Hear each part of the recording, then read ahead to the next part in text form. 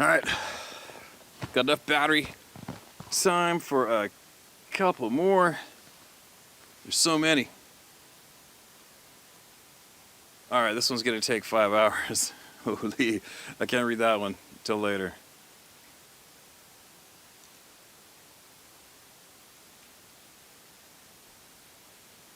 Alright, this came from somebody in Vietnam.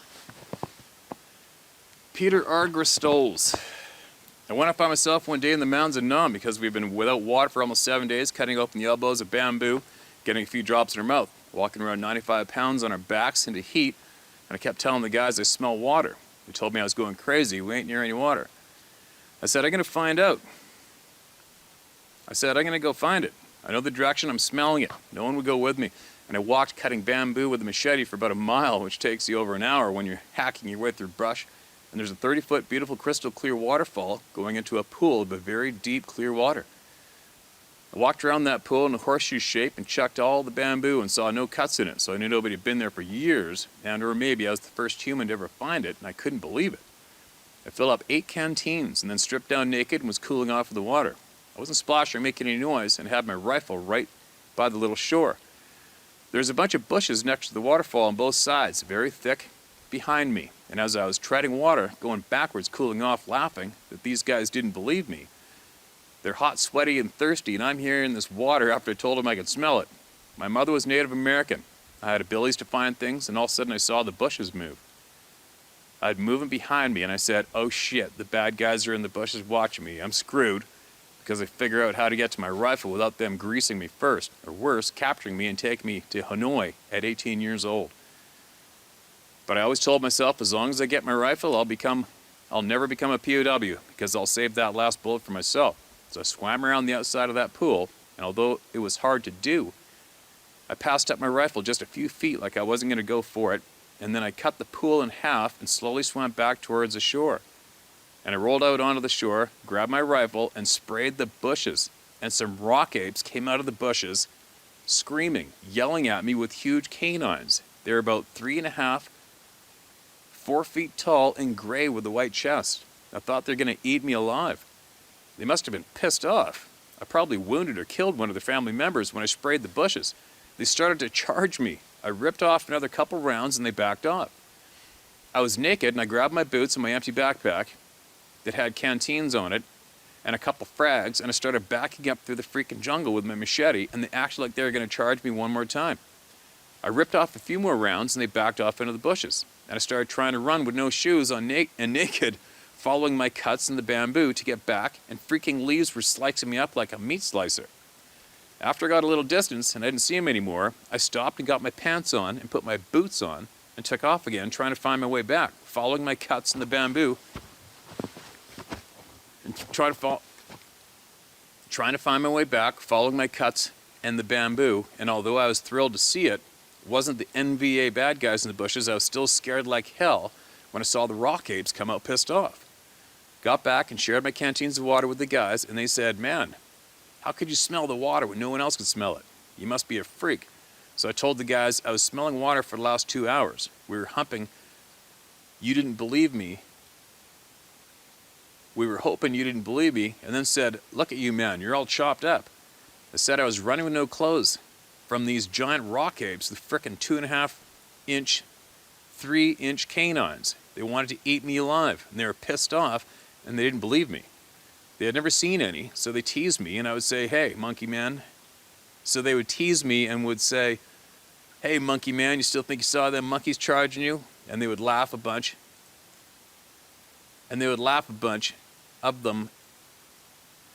And they would laugh a bunch of them at one time, and then after many months of teasing, we got a break and got to go back to a base camp for these 3 days for showers and hot meals, and a guy comes off a chopper, a grunt, and he's dragging a dead rock ape behind him that he shot. And boy, those guys quit teasing me. They said, I'll be darned, there is such a thing. I really did see some apes. LOL. Well, sorry about if I got a little butchery in the end of that story, but there's a new one. Vietnam.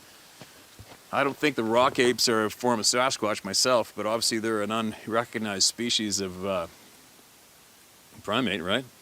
they've been written about and spoken about. You can find some old videos online of these rock apes of Vietnam being reported, spoken of from the American Armed Forces when they were over there. It's something else, isn't it?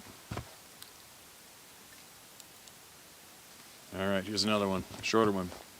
My name is Wesley Grogan. I'm 60 years old, and in 1974, my cousin and I came across a Sasquatch in northeast Washington State. I've kept it a secret until I saw your post about them and got me thinking if I should ever tell... I've kept it a secret until I saw your post about them. Got me thinking if I should ever tell, and one about the day I would like to tell you. But I'm hesitant. Only my wife and my mom know this. I just told them last year. It's very upsetting to me. We on top of a mountain, 7,000 feet high. We ran into it. We were on top of a mountain, 7,000 feet high, when it ran into us. The next morning, when the sun came up, we got in my aunt's car and we left. We hadn't slept all night. We got in the car and fell asleep fast. We just wanted to get out of there. My aunt was sleeping when all this happened. I never believed in them. That night changed the way I see the outdoors. I left out one thing. We were hunting for deer. We had two 30-06s with two 20-grain slugs, one semi-automatic, one bolt-action clip. We never been back to that place, and I'll never go back without a very big rifle. It was 100 miles from anyone or any town. And then it cut short there, and that's all we got. All right. All right, I'm going to go back. I'm going to cut the name out of that because you may have forgot to say not use my name, and you did say it's the first time you shared it, so I'll make sure I cut out your name. But thanks for that email. Thanks for coming forward. See, it was painless, right? It's painless, harmless. And you're just another one of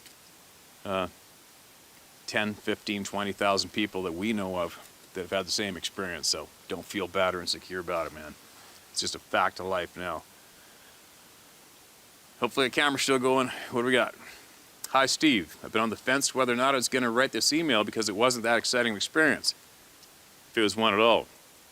My family has a long history where we elk hunt in eastern Oregon. My mom grew up in the area. My dad has been hunting there for over 40 years, and I've been hunting it close to 20.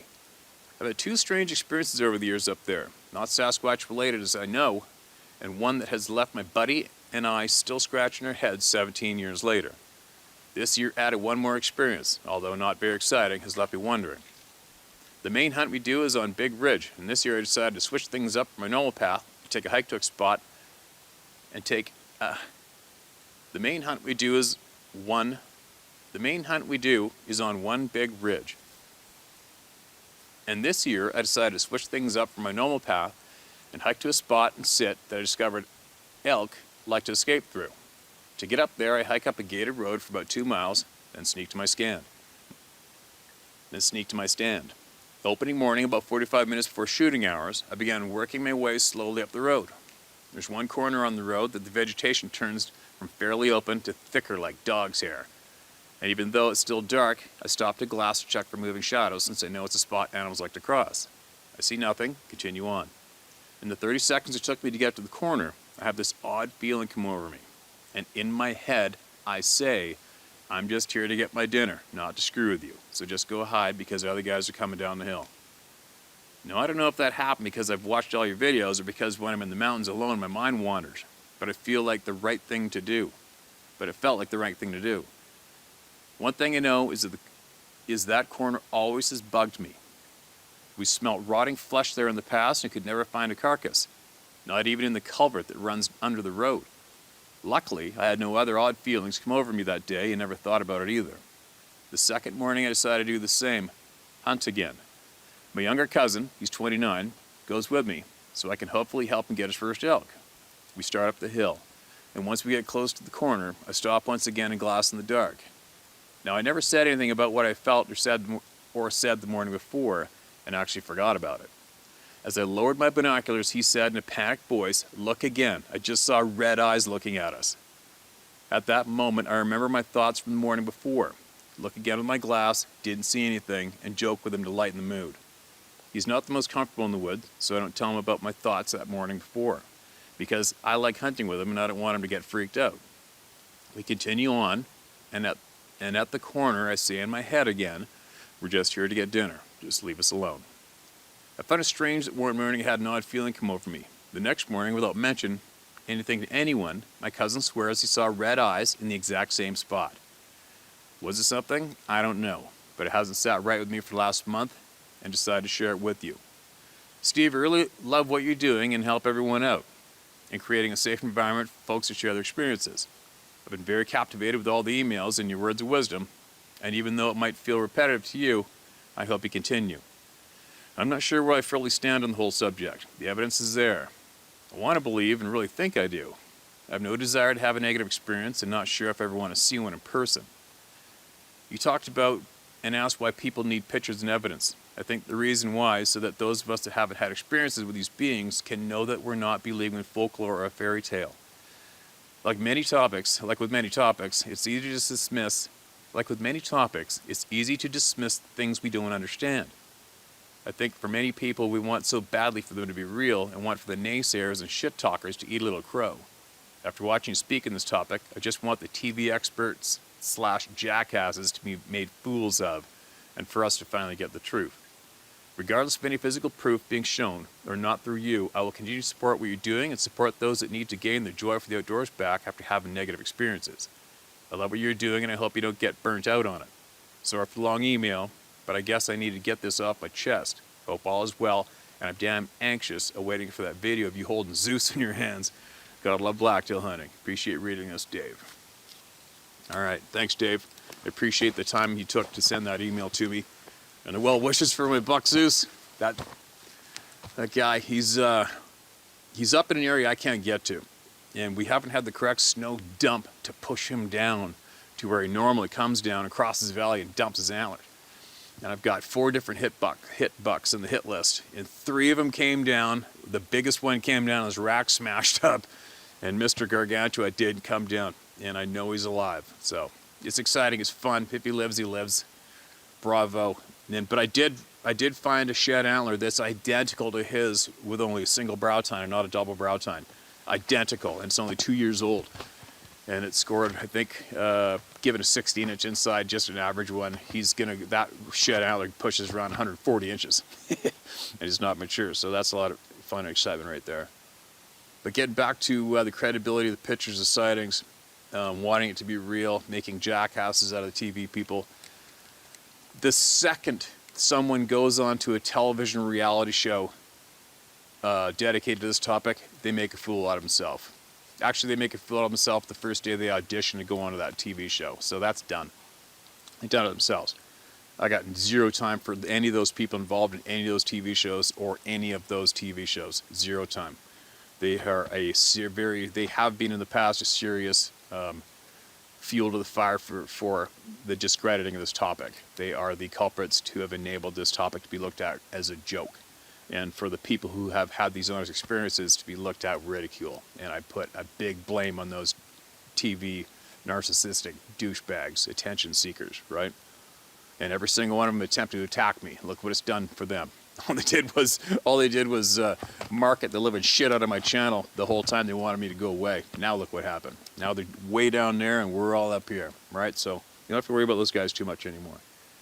As far as the proof goes, it's been proven, man. It's just a matter of accepting it. You cannot discredit. I don't have the time to count the emails. I would guess there's 15,000 emails into me now in the last 2 years, conservatively.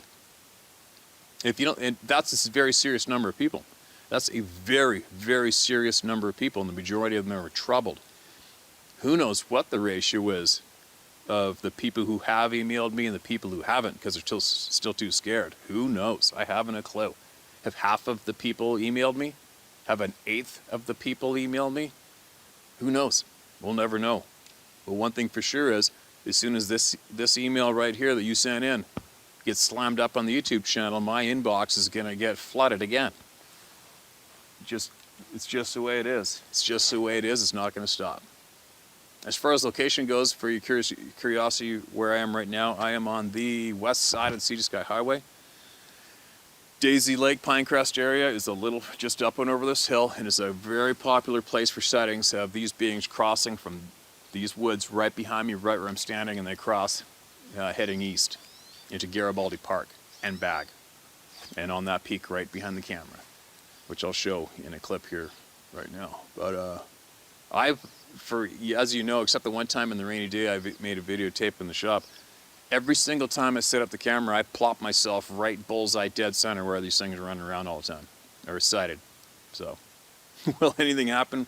I doubt it, because the camera's out. Who knows? You never know. You never know, but it sure would be interesting to tell if one of these things are standing right behind me looking at you guys as I'm reading an email, wouldn't it? Would be fun for me. But anyway, there you go. Now I got to get home. Now I got things I have to do and get caught up on. There is 4 more days. What is it, the 10th or 11th today? December? Closes on the 15th. I have enough meat in the freezer, but still there's that natural primal urge to get out there and chase these blacktails around, which I can't seem to stop myself. So I'll probably end up going hunting tomorrow.